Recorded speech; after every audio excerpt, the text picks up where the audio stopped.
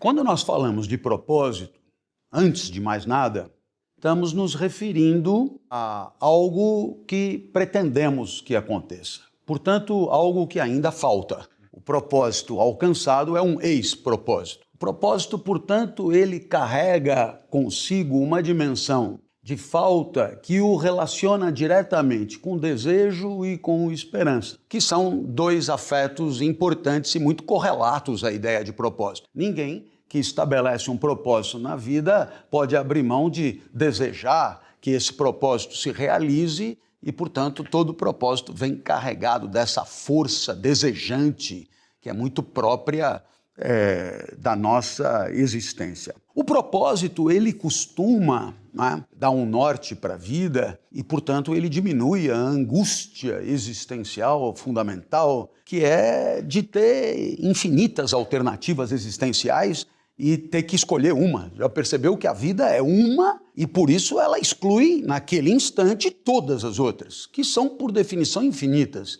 O fato de nós estarmos aqui implica não estarmos alhures, e alhures aqui, com o infinito, com o universo tão grande, esse alhures não tem fim. E é claro que sempre haverá uma sensação esquisita de que a escolha não foi a melhor, de que não estaríamos vivendo essas tristezas da vida que escolhemos se tivéssemos escolhido outros caminhos, e naturalmente não estaríamos mesmo, estaríamos vivendo outras tristezas, mas essas não. Nunca experimentamos na carne as tristezas das vidas preteridas. Então, há sempre uma grande dificuldade existencial de assumir as rédeas da própria vida em meio à complexidade incrível que é essa tomada de posição, né? E por isso tendemos mesmo a tentar diminuir a angústia que esse cenário nos impõe, diminuindo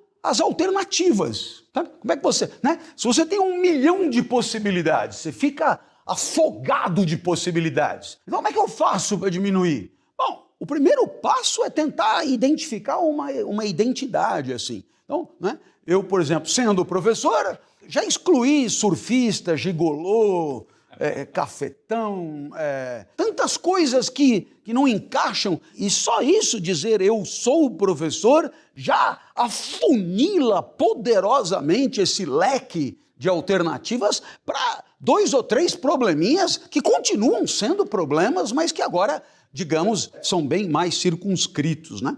E um outro fator norteador e redutor dessa dificuldade, né, dessa angústia, é o propósito. Você define, olha, eu quero chegar lá, e isso faz com que a vida se torne um caminho. Ela nem sempre precisa ser entendida como um caminho, né? Mas é claro que se você define, eu quero chegar lá, é claro que do ponto A ao ponto B haverá alternativas de caminhos e você terá que identificar o melhor em função de valores que são os teus. E aí a vida se torna um caminho, e esse caminho ele é simplificador e, portanto, redutor da angústia. Se eu quero chegar lá, é claro que um caminho que me leva para lá é um caminho inadequado, né? Eu vou limitar as minhas escolhas àquilo que me permitirá chegar da maneira mais eficiente possível no propósito. Então, tanto a identidade pessoal, que é uma ilusão, uma convenção, eu não sou professor, eu não sou escravo da minha identidade, não é porque sempre fui uma coisa que tenho que ser, a cada segundo eu estou livre para poder seguir outros caminhos, eu não preciso continuar sendo o que eu sempre disse que fui.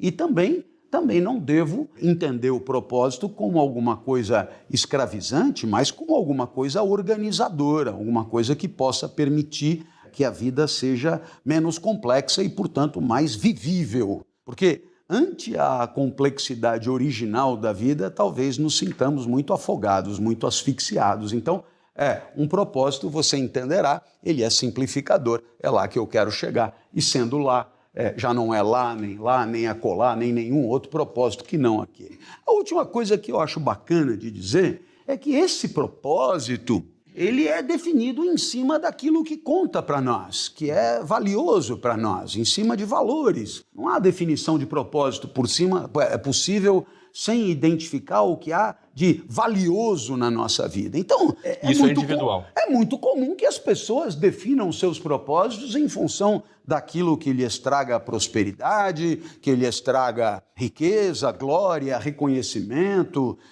e tudo aquilo que costumeiramente, no senso comum, costuma ser vinculado a uma vida bem-sucedida. Mas nada impede que o propósito seja de outra natureza, como, por exemplo, um propósito à moda de Jesus, por exemplo, um propósito de amar, um propósito de entregar, de auxiliar, de tirar um sorriso de quem não teria sorrido, de proporcionar um instante de alegria que só você poderia ter dado causa, e aí o propósito é de outra natureza. Então, os propósitos, eles não são aqueles necessariamente os mais conhecidos, não precisamos viver para acumular recursos, necessariamente, e podemos entender o propósito dentro de uma perspectiva de valores de outra natureza.